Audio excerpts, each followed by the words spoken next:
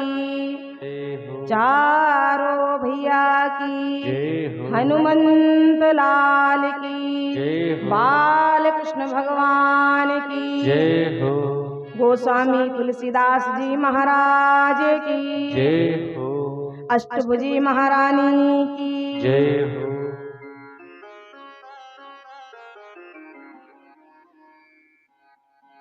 प्रातः स्मरणीय पूज्य पाद संत गोस्वामी तुलसीदास जी के श्री चरणों में कोटि कोटि नमन वंदन प्रणाम। आनंद कंद करुणा सागर श्री राघव के चरणों को वंदन। माँ जानकी अम्बा चारों भैया को वंदन। अनंत बलवंत बाबा हनुमान जी के चरणों को वंदन एवं श्रेष्ठ सुधीर श्रोतावृंद आप सबके हृदय कमल में विराज रहे ठाकुर के उस पावन स्वरूप को मेरा कोटि कोटि नमन वंदन प्रणाम।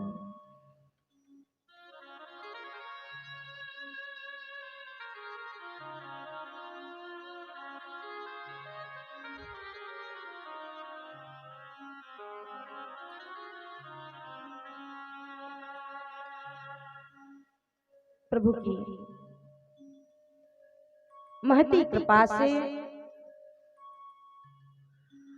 हमारे आपके जीवन में पावन संयोग जुड़ा। हम आप मानस रूपी मंदाकिनी में स्नान कर रहे, मज्जन कर रहे, अपने मन को पावन कर रहे। क्यों? जीवन में हर प्रकल्प हमको बार बार मिलता, कई कई बार मिलता, 100 बार मिलता, लेकिन परमात्मा की चर्चा और श्रेष्ठ संत जनों का जो साथ होता है वो बहुत मुश्किल से मिलता। जन्म जन्मांतर भवेत पुण्यम तदा श्री हरि कथा लभेत। एक नहीं, 2 नहीं, कई कई जन्मों के जब हमारे पुण्य उदय होते हैं, जागते हैं, तब हमको प्रभु की चर्चा सुनने का अवसर मिलता है। संसार में सब चीज सुलभ है, लेकिन संत मिलन अरु हरि कथा जग में दुर्लभ दो। पहला, जीवन में संत और सद्गुरु का मिल जाना। अच्छा संत मिल जाए, सद्गुरु मिल जाए, क्योंकि आज के टाइम में संत भी बहुत मिलते हैं। संत सद्गुरु की इतनी भीड़ है कि जिस रास्ते आप निकल जाओ बहुत मिलते हैं, लेकिन गुरु बनाने के बाद, उस गुरु के सानिध्य में जुड़ने के बाद हमारा कल्याण है या नहीं ये हमको पता नहीं होता। कहते हैं ना, पानी पियो छान के और गुरु करो जान के। बिना जाने समझे जल्दबाजी में फैसला नहीं लेना चाहिए। क्यों? क्योंकि कुछ चीजें जीवन में एक ही बार मिलती। जन्म देने वाले माता पिता और आगे तक जीवन की यात्रा को मोक्ष तक ले जाने वाला जो सद्गुरु है वो एक ही बार मिलता। करने को तो हम कई बार कर लेते। बोले गुरु खड़ा बाजार में हमसे कंठी ले, कंठी जानते हैं ना, हमसे माला ले लो, लेकिन स्वर्ग जाओ चाहे नरक में, आप स्वर्ग जाते हो नरक जाते हो, गुरु को इससे मतलब नहीं है। फिर किससे मतलब है? बोले हमें दक्षिणा दे। तो ऐसे गुरु से भी बचना चाहिए। गुरु वो हो जो हमारे अंदर के अंधकार को दूर करके गु माने अंधकार, रु माने प्रकाश। हमारे जीवन को अंधेरे से प्रकाश की ओर ले जाए, वो है गुरु। अर्थात अज्ञान से, हमारे जीवन की जो अज्ञान है, जो मूर्खता है, जो जड़ता है, उसको दूर करके हमको प्रभु से जोड़ दे, वो गुरु है।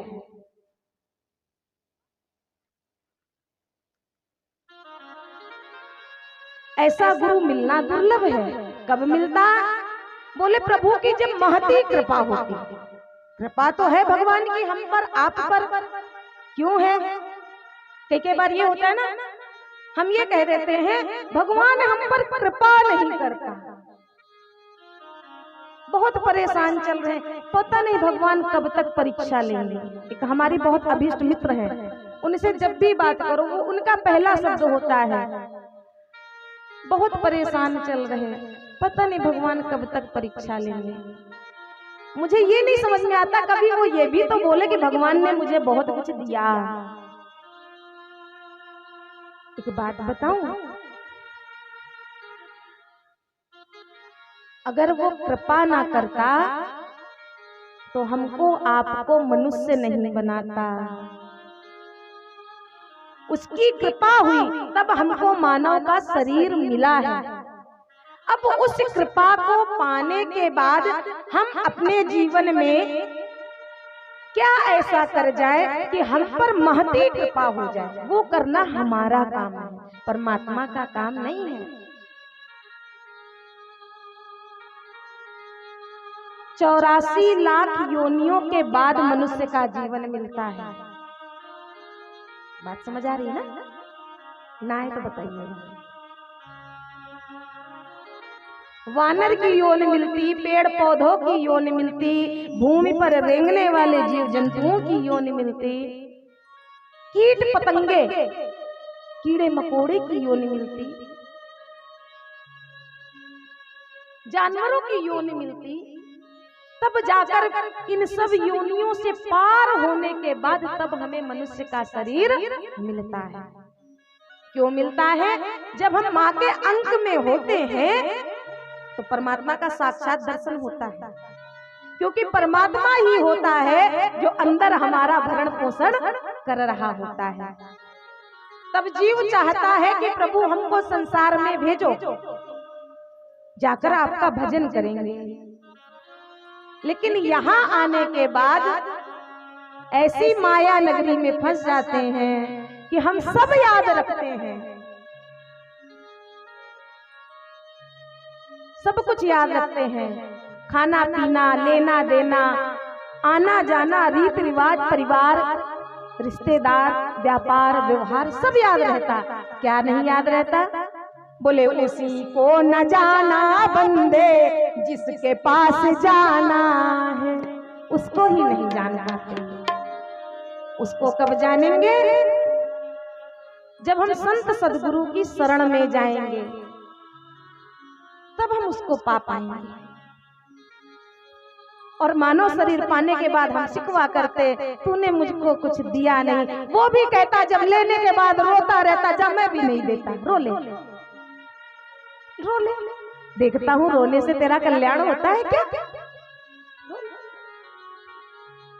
अरे भैया, उठते बैठते उसका धन्यवाद करो, प्रभु तूने मुझको बहुत कुछ दिया। एक बात बताइए, अच्छा शरीर दिया, चलो छोटी बात हो गई, 2 आंखें दी ना, कितनी सुंदर 2 खिड़की लगाई, इनमें से एक भी डैमेज हो जाए, स्वरूप बिगड़ गया। सोचिए वो कितना अच्छा रचनाकार होगा। अच्छा 2 लगाई तो 2 नाक भी बना देता, क्या हम अच्छे लगते? लेकिन नहीं, कितनी अच्छी मतलब कारीगरी हमारे सरकार की कि एक नासिका, फिर उसके नीचे एक मुख लगाया, उसमें बोलने के लिए वाणी दे दी, जिह्वा दे दी।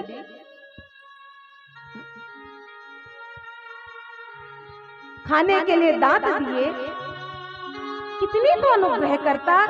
सांस लेने के लिए वायु दी, सूरज चंदा दिए। अब आप बताओ कहां से उसने कृपा नहीं की? अगर हम हाथ पैर चलाकर अपने जीवन को बना नहीं सकते, इसमें उसकी कोई गलती नहीं है, गलती हमारी है। वो कृपा करने में कभी कमी नहीं करता। अच्छा, एक और सरल, जो मेरा शब्द कहता है, और सरल तरीके से सोचा जाए। अच्छा, सूर्य भगवान आते हैं, वो ये कह दे जो मुझे जल नहीं देता हम उसको धूप नहीं देंगे, ऐसा होता है क्या? जो उनको सुबह उठकर प्रणाम करता है वो उस पर भी कृपा करते हैं, जो नहीं प्रणाम करता है उस पे भी वो कृपा करते हैं। चंद्रदेव भी सबको अपनी शीतलता समान प्रदान करते हैं, तो कैसे कृपा नहीं करता? उसकी कृपा में कमी नहीं, कमी किसमें है? हम में और आप में है। ये कृपा की बात है। अब महती कृपा की बात। महती माने अधिक कृपा, बहुत अधिक कृपा। वो कैसे जानेंगे? बोले जब अचानक से हमको कभी धर्म से जुड़ने का अवसर मिल जाए, बस समझ लेना कि परमात्मा की अधिक कृपा हो गई है। तो ये आपके क्षेत्र पर महती कृपा हो गई, अत्यधिक कृपा। और एक साथ एक कार्य पूर्ण करने के लिए हम 100 बार सोचते हैं। घर में सत्यनारायण की जब कथा करानी होती है ना, तो 100 बार विचार करते हैं, और सोचते सोचते कई कई बार दुनिया से विचरण हो जाता है। ऐसे भी मिलना होता है ना, बोले दीदी जी वो माता पिता ने मानी थी, अब वो तो चले गए, तो अब इसको पूर्ण करना है। तो यानी विचार बनाते बनाते दुनिया से विचरण हो गया, लेकिन सत्यनारायण की कथा नहीं कर पाते। आपका कितना सौभाग्य, प्रभु ने कृपा की। पहले हम आप 9 दिन राम कथा श्रवण करेंगे, इसके बाद माँ जगत जननी आदिशक्ति जगदम्बा का यज्ञ हवन करेंगे, और प्रभु के लीला में चंचल है ना हमारे सरकार कन्हैया, तो उनकी भी लीला का हम आप श्रवण करेंगे। राम कथा हमको जीना सिखाती, पहले जीवन में जिया कैसे जाए वो सीखे, और भागवत मरना सिखाती, जीवन को संवारा कैसे जाए वो भी सीखेंगे। ये तीनों कार्य आपको एक साथ मिल रहे थे। महती कृपा नहीं तो क्या है? ये उसकी बहुत बड़ी कृपा है। आइए चर्चा में प्रवेश करते हैं, क्योंकि विलंब तो हुआ है, इसके लिए मैं आप सबसे क्षमा प्रार्थी हूँ। विलंब हो गया, मुझे आ जाना चाहिए था थोड़ा, अब यातायात तो मेरे बस का नहीं है, तो हो गया। कोशिश करूंगी कल से आपको शिकायत का अवसर न दिया जाए। एक और अच्छी बात याद आ गई, इसके बाद आगे बढ़ते हैं। आप सब पहले से आए, आपने इंतजार किया, पता है आपने किया नहीं है, उसने करवाया है। क्यों करवाया? क्योंकि श्रोता 3 प्रकार के होते, श्रोता 3 प्रकार के होते। पूज्य गुरुदेव कहा करते थे, एक श्रोता वो जो वक्ता के आने से पहले आ जाए और जाने के बाद जाए, वो है श्रोता। दूसरा श्रोता। क्यों? बोले दीदी जी ने ये बात कही, ये सही नहीं है, ये ऐसे से ऐसे थी। श्रोता क्या करता है? काटने का काम करता है।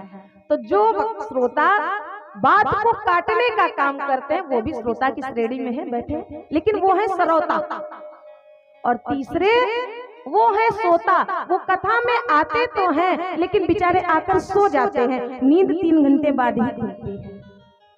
अब आप इनमें से सोच लो कौन से नंबर के आप श्रोता हो।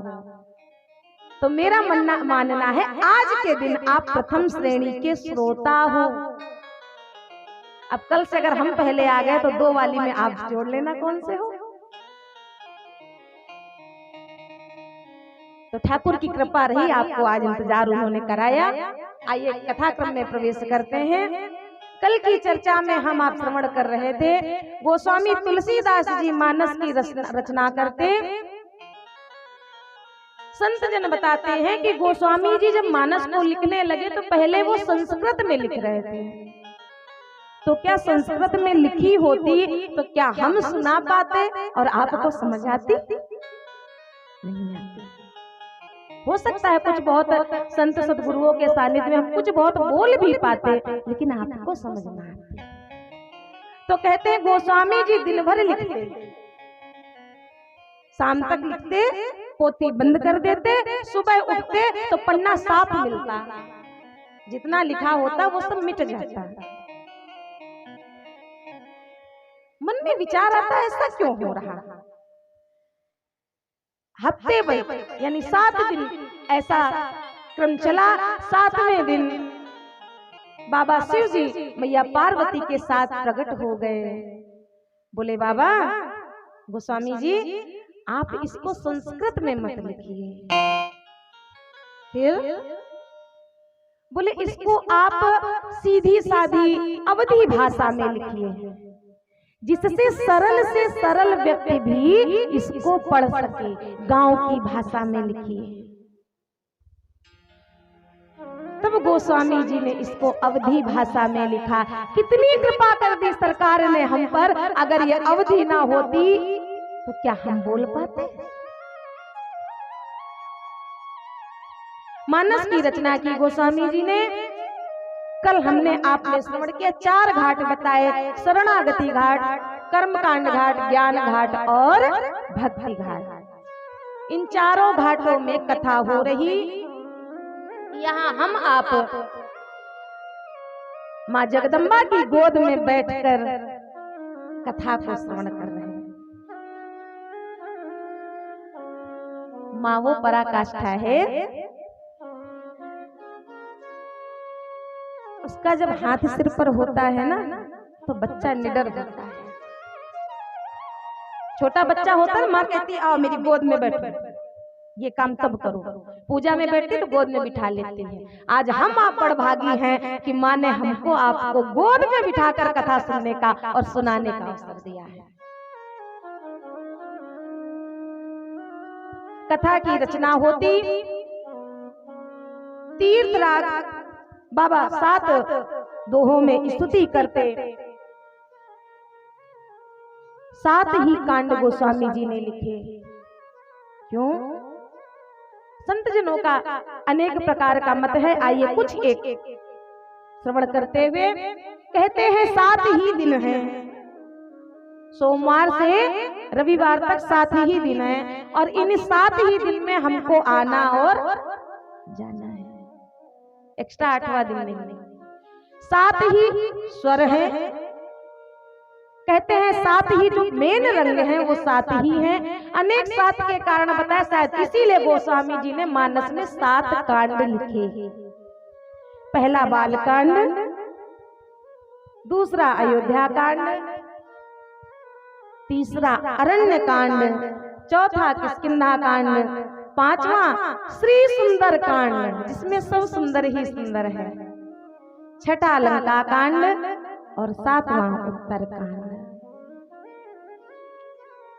इन 7 कांडों की बाबा ने रचना की, मंगलाचरण किया। कुछ श्लोकों को आइए श्रवण करते हुए कथा क्रम में प्रवेश करें। गोस्वामी जी ने बाबा गणेश जी मां सरस्वती की वंदना की एक साथ। वर्णानामर्थ संघानाम रसानाम छंदसामपि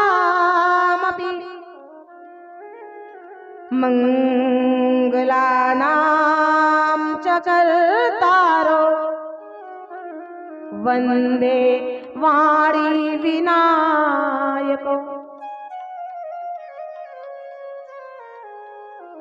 अमंगल को दूर करने वाले, जीवन में मंगल ही मंगल करने वाले बाबा गणेश जी और स्वरों की देवी, वाणी की देवी मां सरस्वती की वंदना की। क्योंकि गणेश जी बुद्धि देते हैं और मां सरस्वती जब बुद्धि खूब हो और बोलने का लहजा ही ना अच्छा हो तो ऐसी बुद्धि किस काम की। तो इसलिए गोस्वामी जी ने मैया सरस्वती की भी वंदना की कि हे माँ, वाणी से ऐसे स्वर निकालना कि सुनने वालों को भी अच्छा लगे। माँ सरस्वती गणेश जी के वंदन के बाद बाबा शिव जी और माँ पार्वती की वंदना करते। भवानी शंकरो वंदे श्रद्धा विश्वास रूप स्वाध्याम विना न पश्यन्ति सिद्ध शांत स्थमीश। भवानी शंकरो वंदे।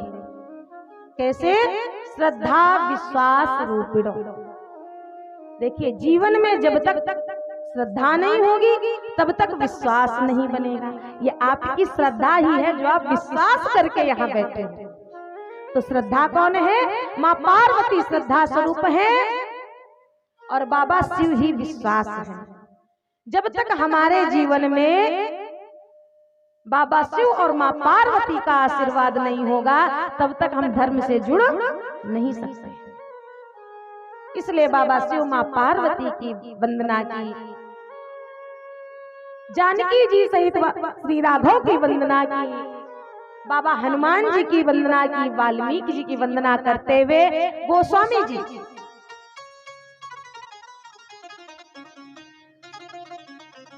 आगे बताते कि मैंने ये मानस की जो रचना की है तो नाना पुराण निगमागम सम्मतम यदि रामायण निगदितम क्वचिदन्यतोपि।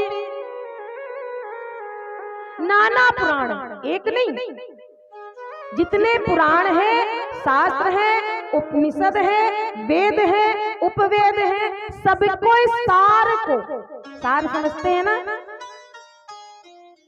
रस को, निचोड़ को, सारे शास्त्रों के निचोड़ को मैंने एकत्रित किया और फिर उन सब से एक ग्रंथ बनाया जिसका नाम रामचरितमानस हुआ। सब नहीं हम आप पढ़ सकते, कोई बात नहीं, प्रतिदिन अधिक नहीं, अगर 2 दोहा भी हम आप घर में मानस जी का पाठ करते हैं तो सारे ग्रंथ पुराणों को पढ़ने का हमको लाभ मिलता है। क्यों लिखा?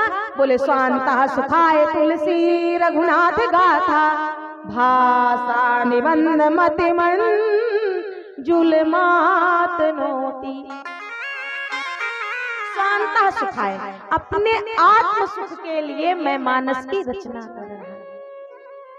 लेकिन उससे भी पहले इस मानस की रचना आगे चौपाई आएगी। गोस्वामी जी कहते मैंने भी नहीं, किसने पहले की? बोले रच महेश निज मानस। गोस्वामी जी ने इसकी रचना, बाबा भोलेनाथ ने मानस की रचना करके अपने हृदय में रखा है, लेकिन उनको कोई ऐसा योग्य व्यक्ति नहीं मिला जिसको वो श्रवण कराए।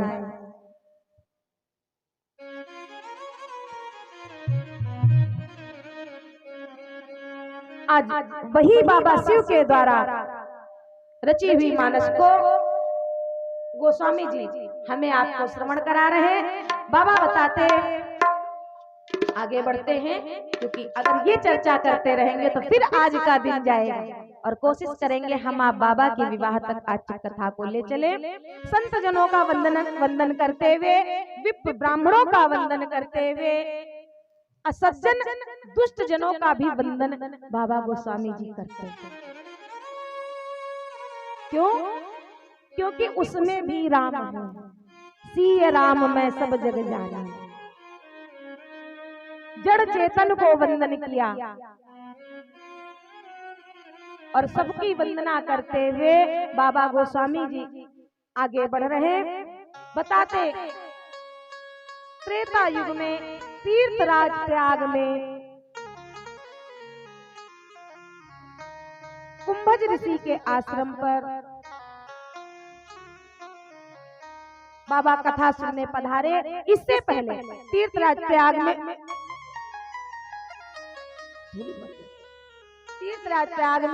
भरद्वाज ऋषि रहते और इन्होंने याज्ञवल्क्य जी को रोका। क्यों? जब कथा श्रवण करने की इच्छा जागती है ना मन में, तो लगता है मन में ऐसा कि कहीं कोई संत सदगुरु मिल जाए और हमको भगवान की चर्चा श्रवण करने को मिल जाए। तो माघ मास चल रहा था, अनेकों संत भक्तजन एकत्रित थे। माघ मेला जब पूर्ण हुआ, संत जन अपने आश्रम को जाने लगे तो याज्ञवल्क्य जी के चरण भारद्वाज जी ऋषि ने पकड़ लिए। मुनि श्रेष्ठ रुक जाइए। याज्ञवल्क्य जी ने कहा मुझे रोकना चाहते हो, क्यों? बोले मुनि श्रेष्ठ मेरे मन में कुछ भ्रम है, कुछ संशय है, मैं वो आपसे जानना चाहता हूं। क्या भ्रम है? सरकार आप ये नहीं समझिएगा मैं आपकी परीक्षा ले रहा हूं। श्रेष्ठ जनों की क्या परीक्षा ली जाती है? नहीं। फिर मुझे राम जी के बारे में जानना है। क्या कह रहे हैं? राम जी के बारे में। याज्ञवल्क्य रुके, संत रुके। तो आज भारद्वाज जी भी संत हैं, लेकिन श्रेष्ठ को जब हम कभी बुलाते हैं तो उसको श्रेष्ठ आसन दिया जाता है। भारद्वाज मुनि बसहि प्रयागा, जिन्हि राम पद अनुरागा। ऐसा नहीं, राम जी के चरणों से इनको बहुत प्रेम है, लेकिन कुछ ज्यादा सुनने की इच्छा है तो श्रेष्ठ को ले लीजिए। रोका, आसन दिया। करी पूजा मुनि सुजय सुबखानी, करी पूजा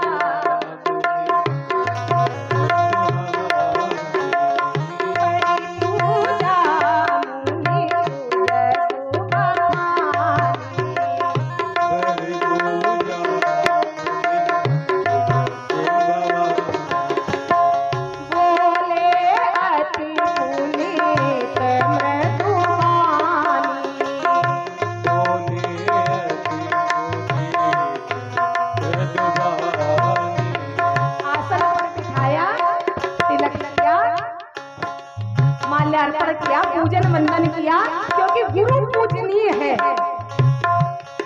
और वक्ता को अपने से ऊंचे पर आसन देना चाहिए। तो आज पूजन करने के बाद अब अपना प्रश्न रख रहे हैं गुरुदेव। राम कवन में पूछा हूं तो ही, राम कवन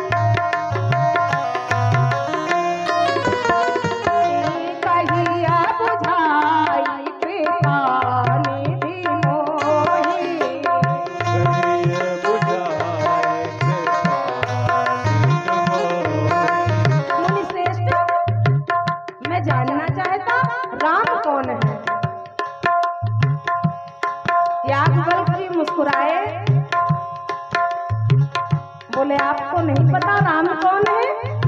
बोले नहीं मैं जानता हूँ, एक राम को मैं जानता हूँ।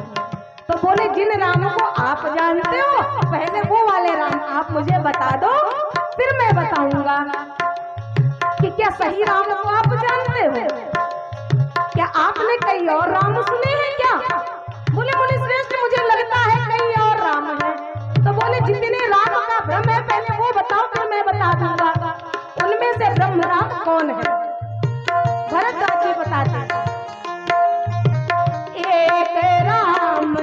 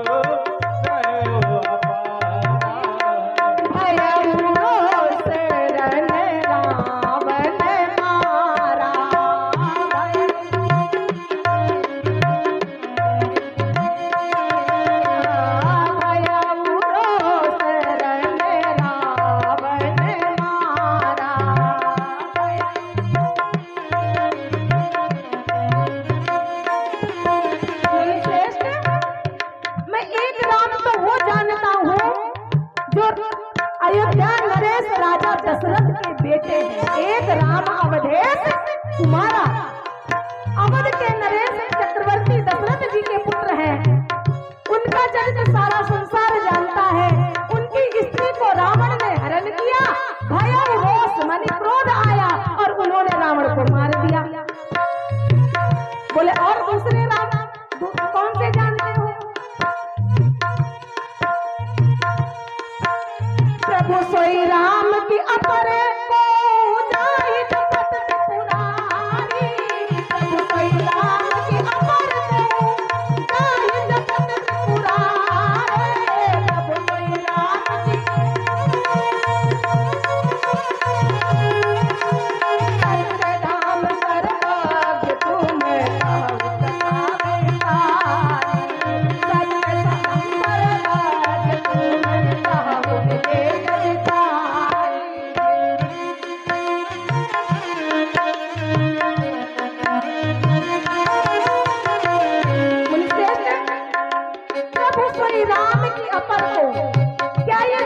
के बेटे राम है, ये वही राम है जिनको शिव जी जपते हैं, या जो शिव जी जिनको याद करते हैं जपते हैं वो राम कोई दूसरे हैं? अगर वो राम दूसरे हैं तो आप सब जानते हो, मुझे बताओ। और जैसे मिटई मोर भ्रम भारी,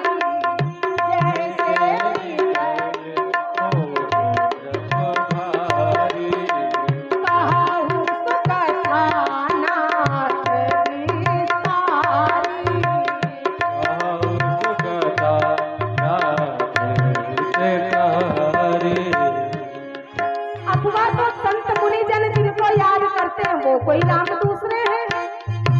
इनमें से जो ब्रह्म राम है, मुझे उन राम के बारे में जानना है। मुनिश्रेष्ठ, मेरे मन का जो संदेह है, जो भ्रम है, जिस तरह से दूर हो, मुझे वो कथा सुनाइए।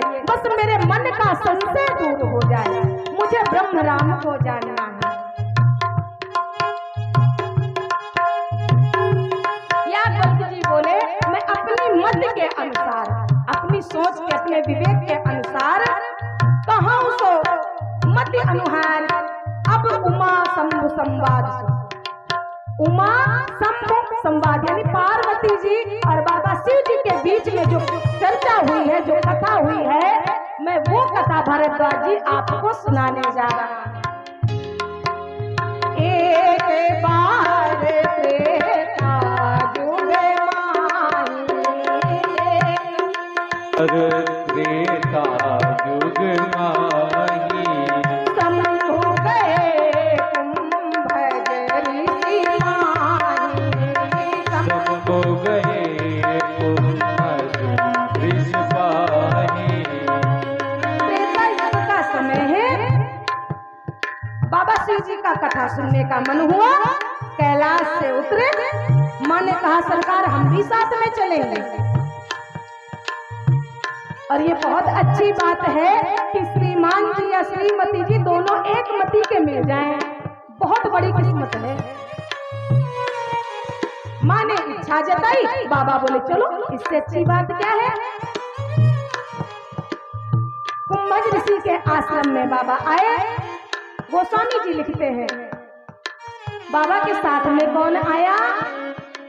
संग सती जग जननी भवानी। संग सती जग जननी भवानी। संग सती जग जननी भवानी। संग सती जग जननी भवानी। साथ में सती है कौन? संग सती कौन? जग जननी। एक बेटे की माँ नहीं, दो बेटे की माँ नहीं, सारे जगत की माँ आज कथा सुनने आ रही। जब हम धर्म के कार्य के लिए चलते हैं ना, तो जो श्रेष्ठ प्रबुद्ध जन होते हैं उनसे हमको ऐसे ही शब्द सुनने को मिलते हैं। और जिनको दीन दुनिया से मतलब नहीं, राग विलास ही दुनिया है, उनके लिए बोलते देखो वो आ गई दीदी जी, एक वो पागल, एक पागल बना दिया, जा रहे सब उसके चक्कर में। होता है ना। लेकिन जो श्रेष्ठ प्रबुद्ध जन होंगे वो कहेंगे बहुत अच्छी बात है, क्षेत्र में ऐसी चर्चा हो रही, जीवन का कल्याण होगा, चलना चाहिए। आज सती मैया आ रही, गोस्वामी जी ने लिखा सारे संसार की माँ कथा श्रवण करने आ रही, और जब जगत की माँ आई है, जगदम्बा कथा सुनने आई है, तो स्वयं कुंभज ऋषि जो वक्ता है, जो कथा सुनाने वाले हैं, उन्होंने उठ करके माँ का सम्मान किया।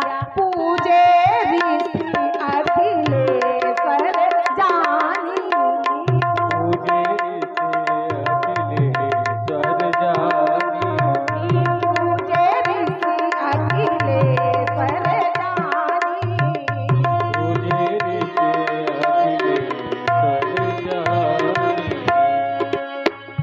गोस्वामी जी लिखते हैं,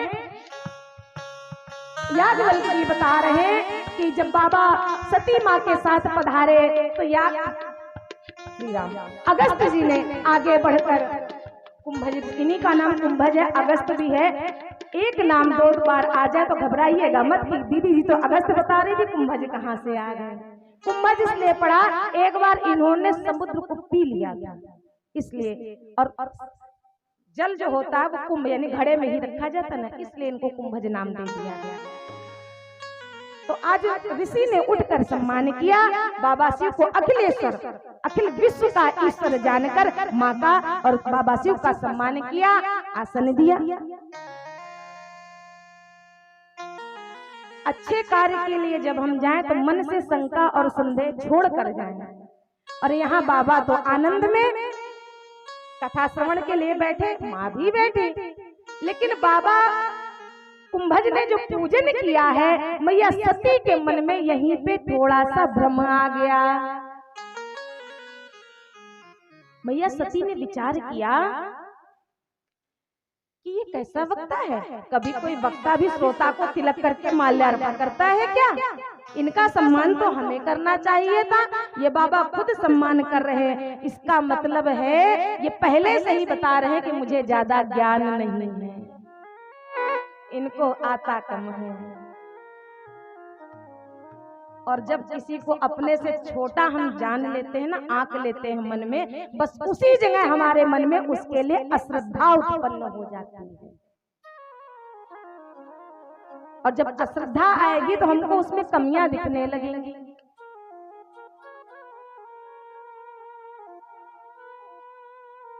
बाबा तो कथा श्रवण कर रहे मन से, कुछ दिन रहे, आनंद लिया, लेकिन बाबा ने देखा कि माँ का मन नहीं लग रहा कथा में। कुंभज ऋषि कथा सुना रहे हैं, माँ पेड़ पौधों को देखती, पक्षियों को देखती, आते जाते देखती, लेकिन कथा में मन नहीं लगा।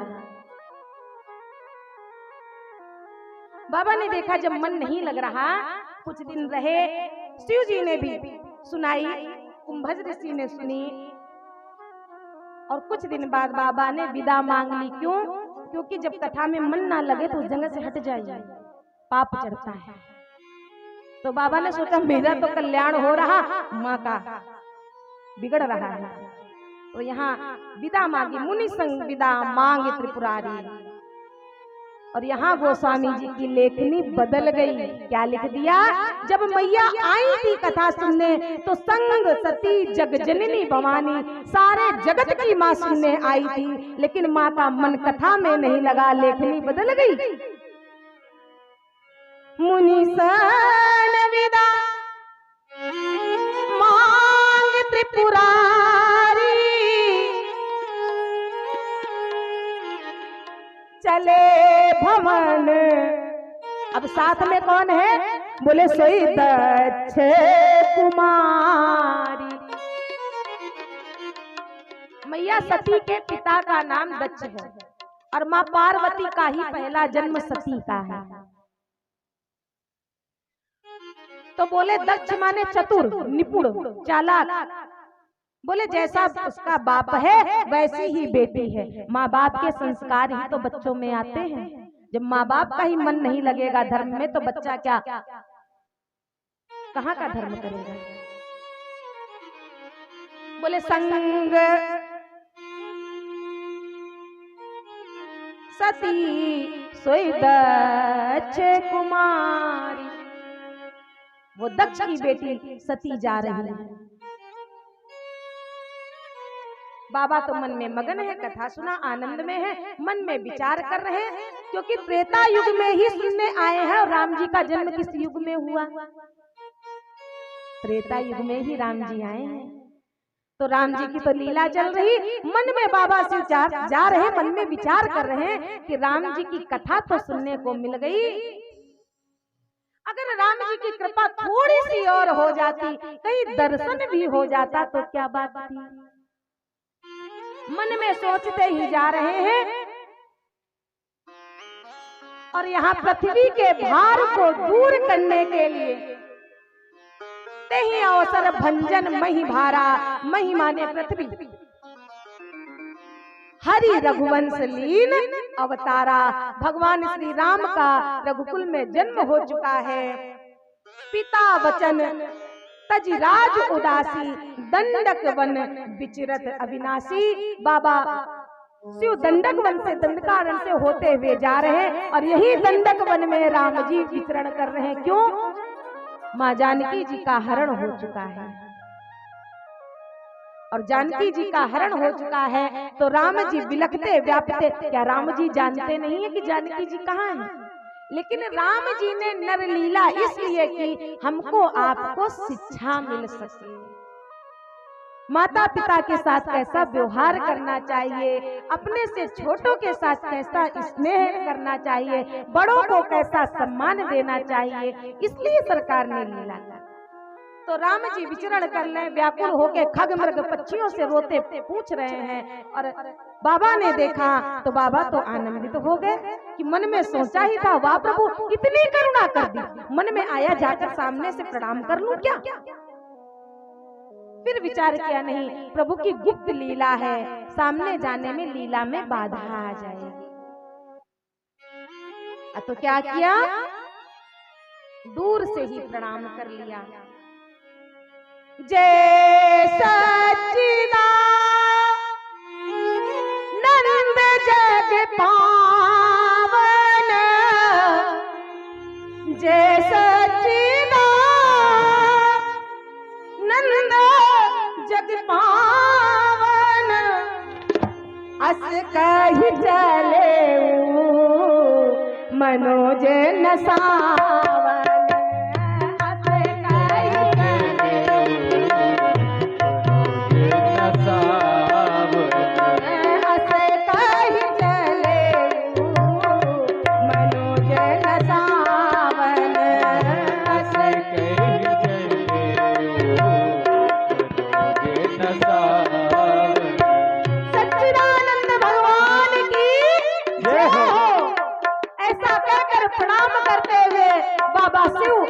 चले, हे प्रभु कामदेव को भस्म करने वाले आपकी जय हो।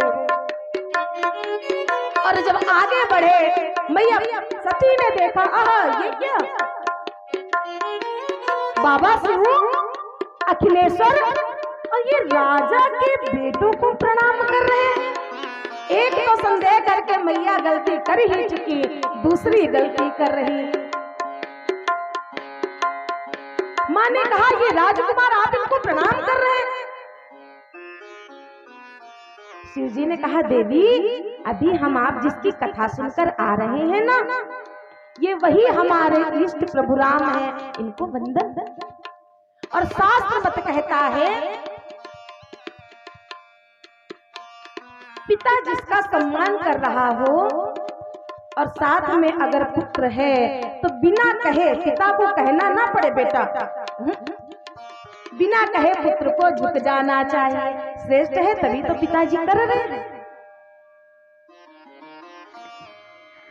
पति जिसका सम्मान कर रहा हो, पत्नी जी का भी ये कर्तव्य है, बिना कहे सम्मान कर लेना चाहिए। और उससे भी श्रेष्ठ यदि गुरु किसी का सम्मान कर रहा तो चेले को पहले झुक जाना चाहिए। माँ ने देखा कि बाबा प्रणाम कर रहे हैं, मैया ने प्रणाम तो किया नहीं और कह रही है, राजकुमार ये आपके ईश्वर हो सकते हैं, अगर ये आपके इष्ट श्री राम है, ये ब्रह्म है, तो ये राजकुमारों की तरह बिलखते क्यों घूम रहे हैं? अगर इनकी पत्नी का हरण हो चुका है तो क्या इनको पता नहीं ये कैसे ब्रह्म है? इनको पता होना चाहिए। बाबा ने कहा ये और बड़ी बला आ गई। बहुत समझाया लेकिन माँ को समझ नहीं आया। क्यों? क्योंकि भावी होती है तो वो बदली जा सकती है, और जब प्रबल भावी होती है, प्रबल भावी का मतलब उसकी इच्छा जब हो जाती है उसको कोई बदल नहीं सकता। बहुत समझाया बाबा ने, और माँ मन में सोच भी रही है कि शिव जी की वाणी गलत नहीं होती, लेकिन ये राजकुमार है, प्रणाम क्यों कर दिया? जब मैया को नहीं समझ आया, बार बार बाबा ने समझाया, तो बाबा ने कहा ऐसा करो, जो तुम्हारे मन कछु संदेह हो, अगर तुम्हारे मन में कुछ भ्रम है, संदेह है, कोई संशय है, तो ऐसा करो, जाओ जाकर के परीक्षा ले लो, जाओ जाकर के परीक्षा ले लो।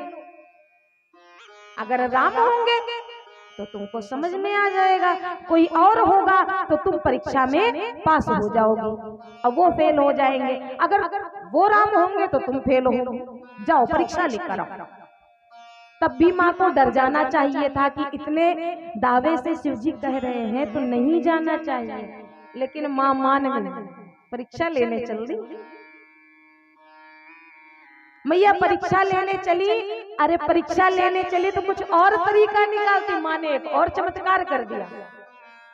परीक्षा लेने चली तो माँ जानकी जी का रूप बना लिया सती ने। जानकी जी का रूप बना करके जिस रास्ते में राम जी रोते बिलखते जानकी जी को ढूंढते जा रहे हैं, उसी मार्ग में राम जी के आगे आगे चलने लगी।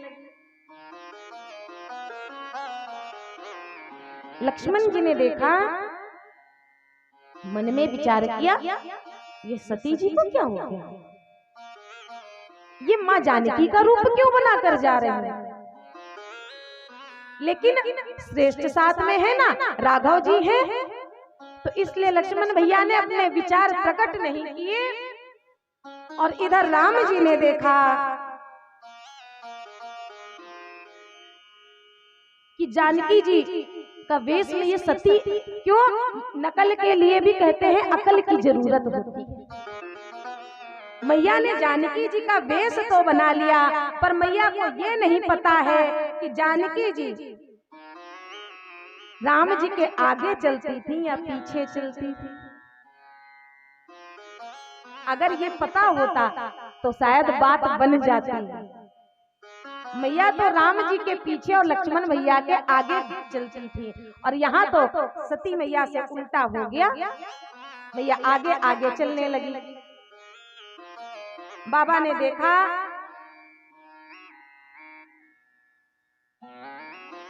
श्री राम, राम जी ने देखा तो राम जी समझ गए कि ये तो सती जी को बहुत गहरी बीमारी लगी है, इसका इलाज होना चाहिए। इलाज वही करता, वो बीमारी देता तो उसका इलाज भी तत्काल करता है।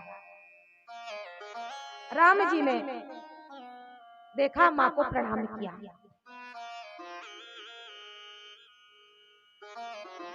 माँ, मैं दशरथ नंदन राम आपको प्रणाम करता हूँ।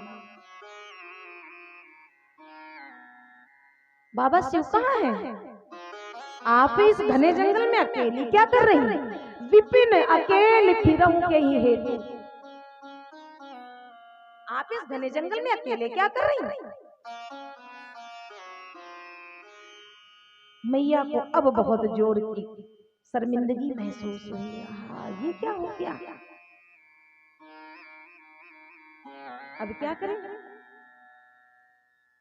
भगवान ने सोचा परीक्षा लेने आई हो तो परीक्षा का प्रसाद भी लेती जाओ, परीक्षा फल तो ले जाओ, जाकर बाबा शिव को भी तो कुछ दिखाना है, बाबा शिव को भी तो बताना है कि हम क्या करके आए हैं। पवन देव का भी बड़ा आनंद है।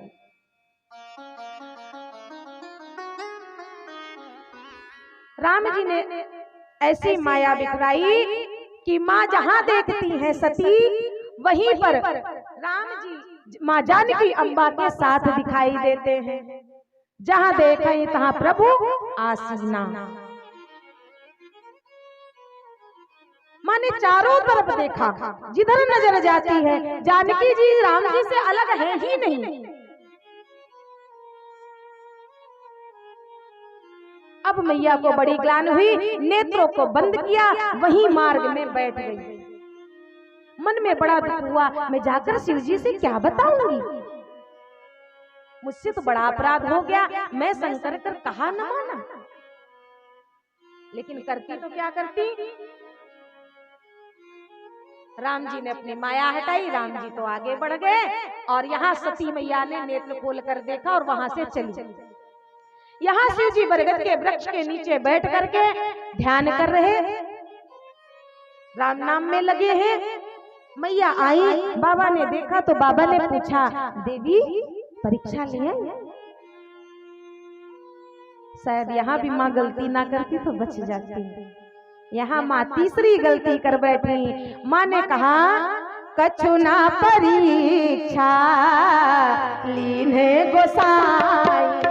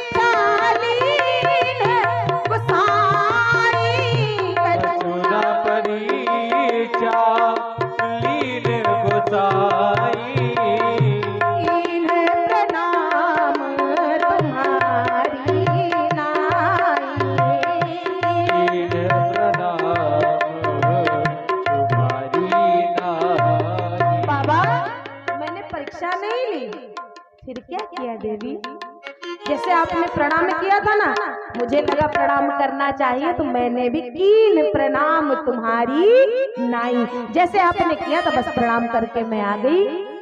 तो बाबा को लगा सती को अगर करना होता तो पहले कर लेती, कहीं तो कुछ गड़बड़ है। तब शंकर देखे उधरी ध्याना, बाबा ने ध्यान लगाया, सती जो कीन चरित सब जाना। माँ जो करके आ रही बाबा को सब समझ में आया।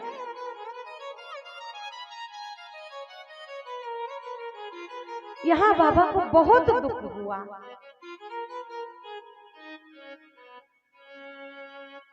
दुख इसलिए हुआ, माँ ने संशय किया, बाबा बर्दाश्त कर गए, प्रिया है अर्धांगिनी है। माँ परीक्षा लेने चली गई, बाबा उसको भी बर्दाश्त कर गए। यहाँ माँ ने जो किया वो बर्दाश्त के बाहर हो गया। शिव जी ने देखा कि मैया सती ने माँ जानकी जी का रूप बना लिया और राम जी को शिव जी अपना गुरु मानते हैं, तो गुरु की पत्नी का वेश बनाया तो सती की क्या स्थिति, सती गुरु माँ बन गई ना। बाबा को बहुत ग्लानि हुई, छोड़ा भी तो नहीं जा सकता, क्योंकि बाबा इसमें भी सती मैया का अपराध नहीं समझ रहे। ये होता है धर्म से जुड़े व्यक्ति का लक्षण। क्रोध आना चाहिए था ना, नहीं किया। बाबा ने क्या कहा, ये सब राम जी की इच्छा से। फिर यही शिव जी ने मन में प्रण ले लिया कि यही तन सती भेंट अब नाही। मेरे शरीर से अब सती को पत्नी के रूप में मानना तो संभव नहीं है। शिव संकल्प लीन मन माही। बाबा शिव ने यही मन में प्रण ले लिया और सती को साथ लेकर कैलाश की ओर आ रहे हैं। कई बार कुछ बात पूछती, बाबा जवाब नहीं। कैलाश तक पहुंचते पहुंचते देवता भी कम नहीं है। अरे जो कर लिया प्रभु ने किया प्रण, माँ जाने प्रभु जाने, लेकिन आकाशवाणी हो गई, शिव जी आपकी जय हो, आपकी जय हो। क्यों? आपके समान ऐसा कौन है जो इतने कठिन व्रत को धारण कर सकता।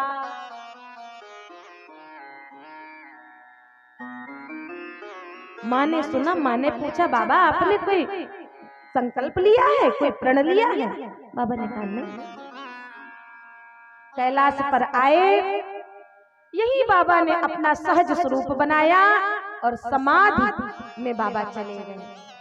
शंकर सहज स्वरूप समारा, लागी समाधि अखंड अपारा। अखंड समाधि लग गई। बाबा समाधि से कब वापस आएंगे कुछ पता नहीं है। मैया सती अकेले कैलाश पर निवास करती। क्यों? बाबा तो ध्यान में डूब चुके हैं। जरा विचार कीजिए,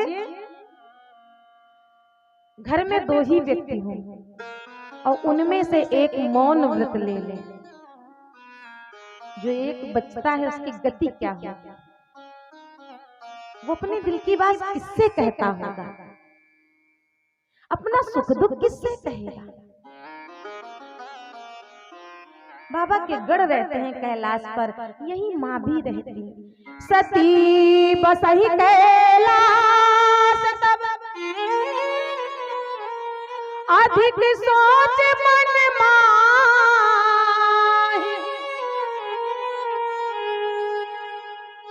क्या सोच है? मुझसे बहुत बड़ा अपराध हो गया। मैंने बाबा के परमाराध्य, बाबा के इष्ट, उनके गुरु, उनके सर्वस्व सब कुछ है राम जी, मैंने उनका अपराध कर दिया।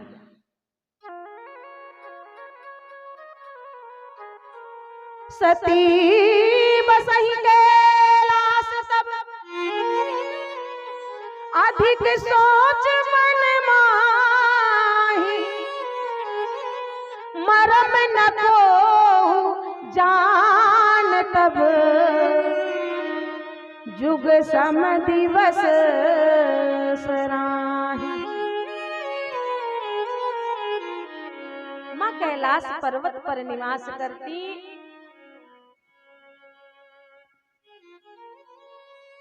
एक एक क्षण, एक एक युग के समान बीतता। बहुत दुखी होती मैया, लेकिन मरम न को जान तब।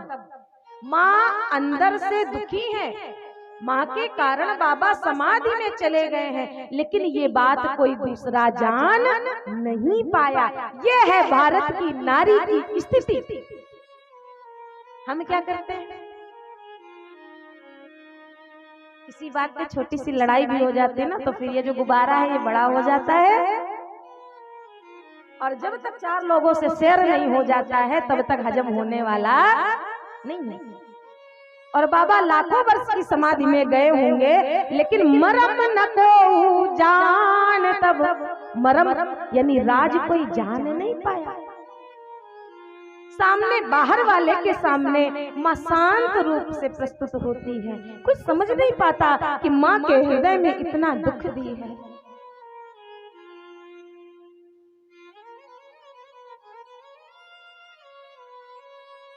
मन में बहुत दुखी होती हैं। माँ अपने किए गए पर पछता रही हैं, लेकिन मुंह से निकली बोली, बंदूक से निकली गोली वापस नहीं होती। तो गलती की हुई भी जल्दी सुधर नहीं सक रही। अब बाबा यदि समाधि में ना जाते तो उस गलती को सुधारने का माँ कुछ उपाय पूछ लेती।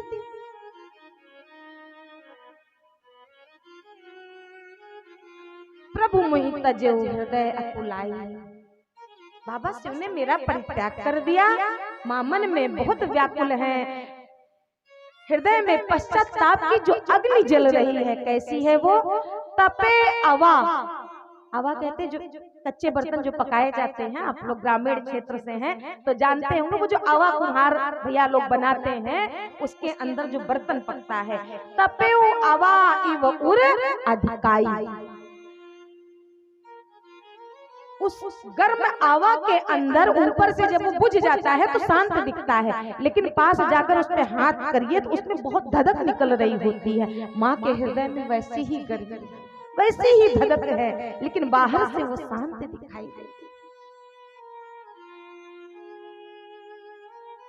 क्या करें? एक दिन बहुत व्याकुल हो गई। माँ ने ब्रह्मा जी से प्रार्थना की, ए ब्रह्मा, असवी